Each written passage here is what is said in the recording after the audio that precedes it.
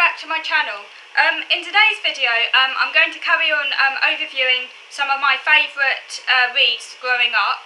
I'm just going to be focusing on two books in the first video, and then in the second video I would like to share with you some recipes, two recipes that I've tried recently. Okay, so in terms of my favourite books when I was growing up, first of all, Fungus the Bogeyman. Now, I remember my dad buying me this book at a charity shop when I was around, I would say, sort of 9 years old. I can't remember the exact age, but I would have been sort of like towards the end of my primary school years. And the book was first published in 1977, and it's a picture book by the British artist Raymond Briggs, who also of the Snowman fame, which I also liked. And it follows one day in the life of Fungus, a bogeyman whose task is to scare human beings. The book begins when Fungus wakes up and ends just before he falls asleep.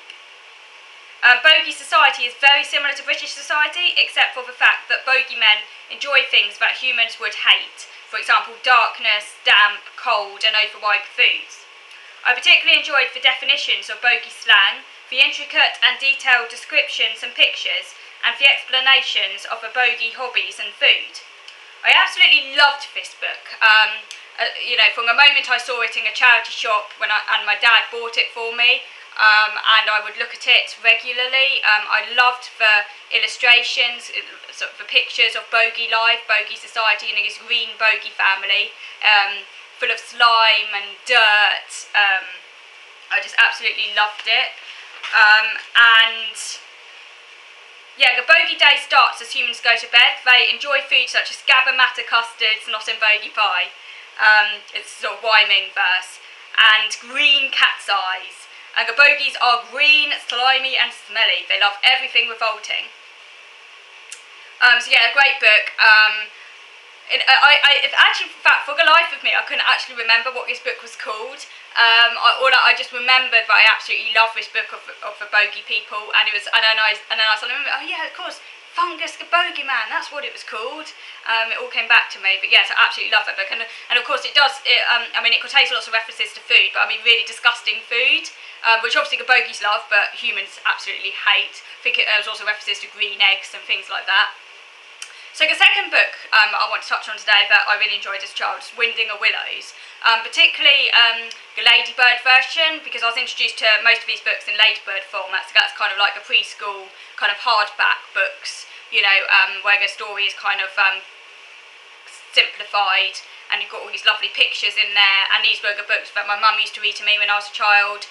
And that I grew up surrounded by. Obviously later on I did read the full unabridged Winding of Willows, but I think I didn't read that until, like, I don't think I actually read that until my teenage years. So when I was a child I was only familiar with the Ladybird version, and also of course there's Winding of Willows has been dramatised as well, and there's been a film.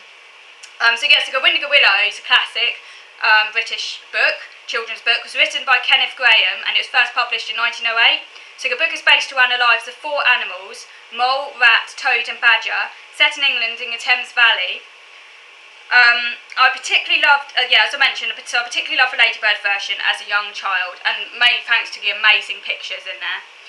So the story begins when Mole meets Rat. It is the start of spring and Mole has lost patience with spring cleaning, and for ages I assumed that spring cleaning was only done in the spring because of this reference. It's funny what you believe when you're a kid. I actually believed that spring cleaning was done in the spring, and that was always my reference, you know, Winding of Willows, and yeah, you know, that's quite funny. You know, I was thinking of Mole and his spring cleaning, and I thought it was a spring ritual. So only later I realised obviously it didn't actually refer to spring. I mean, it could be done at any time of the year, but yeah, my guess is, yeah, get the original spring cleaning, hence in the name spring cleaning, that it would, you know, originally, yeah, anyway, that's what I thought. But as I say, funny the things you really think when you're a child, funny things you really do believe in when you're a kid. Now Mole flees his underground home and he ends up at the river, which he has never seen before. At the river he meets Rat, and Rat takes Mole for a ride in his rowing boat and they have a picnic. And that's obviously one of the best parts of the book for me, because obviously the food references, that's what really sang to me as a child. So Rat emerges from his riverside home with a wicker luncheon basket, and Mole asks what is inside the hamper.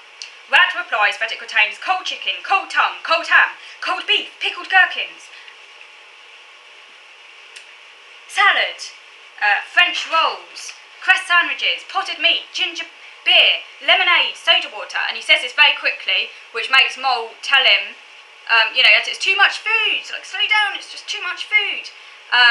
Obviously, I love those references. A big character in the book is Toad of Toad Hall. And Toad is very rich, but he's also incredibly vain, and he often becomes obsessed with current fashions, but rapidly abandons them. For example, he becomes obsessed with motor cars and loves racing them down country lanes. And there's some great pictures in the book, of Toad in his motor car. Okay, so I'll come back to childhood reads next week, so there are quite a few others I would like to talk about. But I'm now going to move on to video number 2, where I'm going to share with you 2 recipes that I tried recently. So moving on to video number 2 now.